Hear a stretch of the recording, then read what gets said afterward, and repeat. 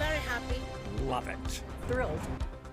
Trump name removed from the Kennedy Center, a loss for the White House after two judges ruled the current president's name should not have been added to the living memorial of JFK. The final product shrouded in secrecy. Troublesome traffic for fight night, where many roads are closed for tomorrow's UFC fight at the White House, and how people can get around with ease and when roads will reopen. Peace deal tomorrow. It's a question, but the president says terms are likely settled in the coming hours and a stop to the fighting is on the horizon. Iranian leaders say not so fast. A brief break in the storms today, but we're back at it tomorrow as a DMV first warning has been issued. We'll talk about the timing of the storms tomorrow coming up. Also talking about summertime savings, finding ways to keep cash in your wallet, including the free opportunities to welcome home a new furry family member. We're stretching your dollar. You're watching the station covering all of the DMV. This is DC News Now. Good Saturday evening. Thank you for joining us, everybody, for DC News Now at 9 o'clock. I'm Ben Dennis. To your top story tonight, 4 women were hurt in a rollover crash overnight in Southeast DC. One of the victims is fighting for her life. The serious crash happened along the Suitland Parkway near Sheridan Road in Anacostia. The 3 other women were also sent to the hospital and are expected to be okay, but several roads nearby were closed. They have since reopened. It is unclear, though, how the car ended up on its roof. And Alexandria police tonight are investigating an early morning stabbing. They say detectives were called to West Glebe Road in the Arlandria neighborhood. The suspect was taken into custody. No word what led up to the stabbing and how badly the victim was hurt. Take a live look at the White House right now as drivers in and around downtown D.C. continue seeing detours and some traffic jams. Many roads leading to the People's House are closed. As you see, the stage has been set for the UFC fights at the White House tomorrow. Most of the roads have already been closed right here around the National Mall and branching out from the White House. DC News Now's Dave Laval joins us live for what commuters should expect tomorrow. Dave, even more roads are set to shut down here. Right now, we're at the corner of 18th Street and Northwest and Pennsylvania Avenue, where 8th Street also merges into the intersection. But as you can see behind me, DC police have already closed this stretch of Pennsylvania Avenue a day early. In fact, police said they have shut down all the roads that will be impacted by Sunday night's UFC Freedom 250 at the White House. Again, that includes 8th Street from 18th Street to 14th Street. Now, even though you can't drive around the White House, you can walk around it. Just be aware, security is extremely tight ahead of the event. People we spoke to didn't seem to be fazed by the road closures. It's kind of weird, but it's weird that, private companies doing the White House, but it's a cool event, so, I mean, it seems like a pretty big deal, but I'm just kind of out here as an observer. I'm kind of wondering what's going on. I'm a big UFC fan too, so I'm hoping to meet some fighters too.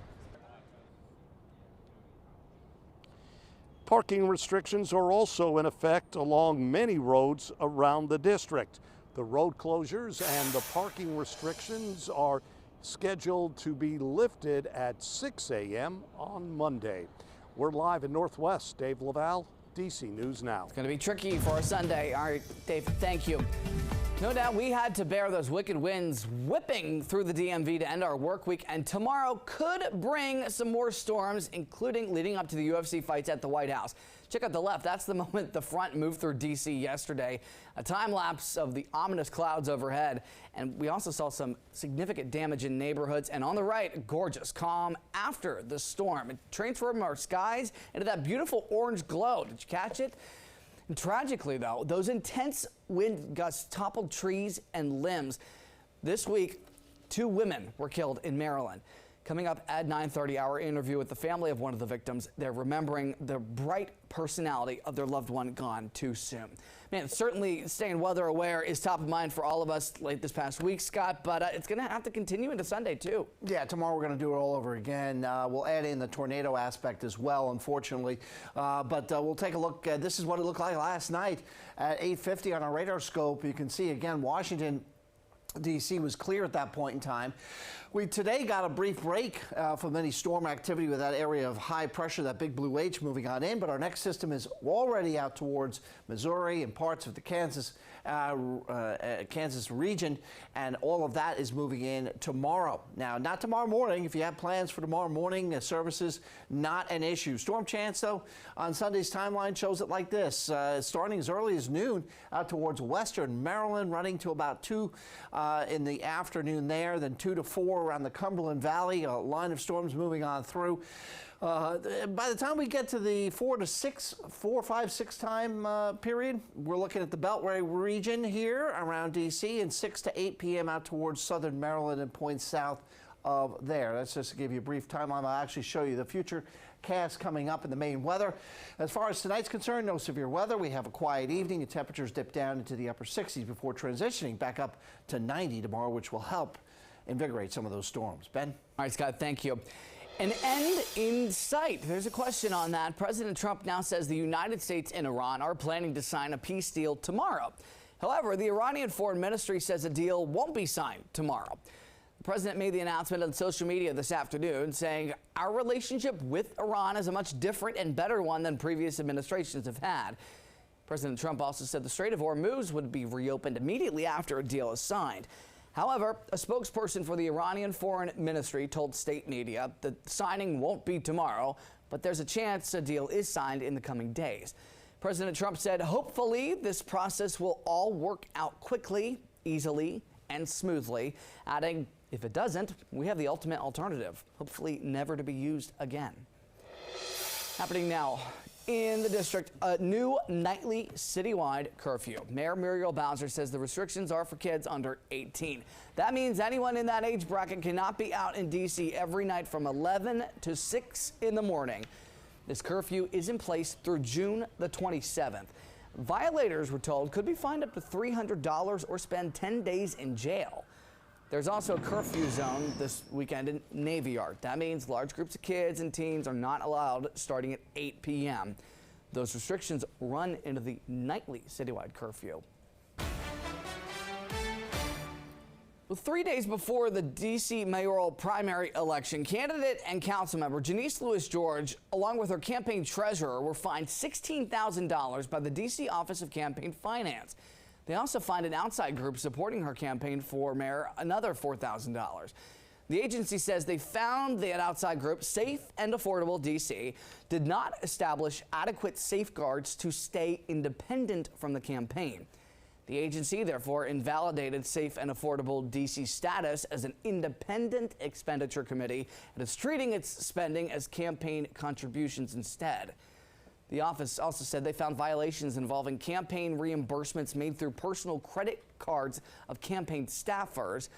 The Lewis George campaign says they will appeal the decision to the D.C. Board of Elections, calling the Office of Campaign Finance order a targeted attack. A spokesperson saying, in part, the OCF order includes multiple false statements about its own investigation, adding, this is a last-ditch effort to derail a campaign with a double-digit lead and a broad, diverse base of support. A Washington Post George Mason University poll last week found Lewis George with an 11-point lead over Councilman Kenya McDuffie among likely Democratic primary voters, but many remain undecided. And President Trump is weighing in on this D.C. mayoral primary, threatening to take over the district if Janice Lewis George wins. D.C. News Now's Marielle Carbone heard from voters on the latest attack on home rule.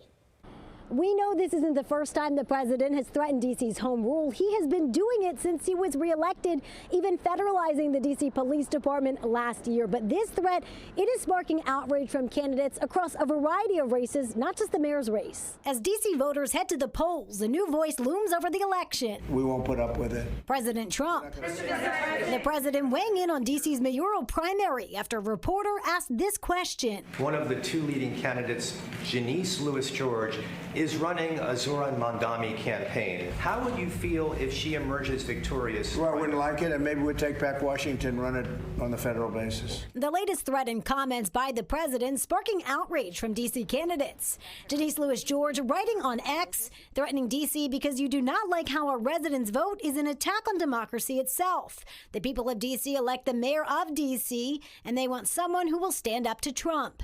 Her opponent, Kenyon McDuffie, writing, the stakes of this election couldn't be higher, but D.C. decides who will be the next mayor, not Donald Trump. How absurd and offensive. In what world is that democracy? It's even hitting the D.C. delegate race, with candidates putting out a joint statement together, admonishing the president's comments. He's being consistently nasty. For voter Robin Coffer, the threat is expected, but it won't change her vote for mayor. My vote is a reflection of my inner hope. I don't think there's constitutional authority for him to federalize D.C. D.C. resident Joe Green is looking for a mayor who will put the politics aside. But I just want a mayor who puts D.C. first rather than this combative stuff. The D.C. Home Rule Act is an act of Congress, meaning it'll take an act of Congress to overturn it. And early voting runs through Sunday. Primary election day is on Tuesday. Reporting in Northwest D.C., I'm Marielle Carbone, D.C. News Now. Well, thanks to Marielle. And we have got you covered for primary night this Tuesday in the district. We'll, of course, bring you the results as they come in. Full election night coverage, special too, starts at 8. For more information on D.C.'s early voting, those new ranked choice ballots, and to hear from the candidates, go to DCNewsNow.com. Meantime, early voting has started in Maryland for their primaries. Early voting lasts through the 18th. You can cast a ballot every day from 7 a.m. to 8 p.m. Already, nearly 95,000 people have reportedly sent in their mail-in ballots. More than 590,000 voters have requested one.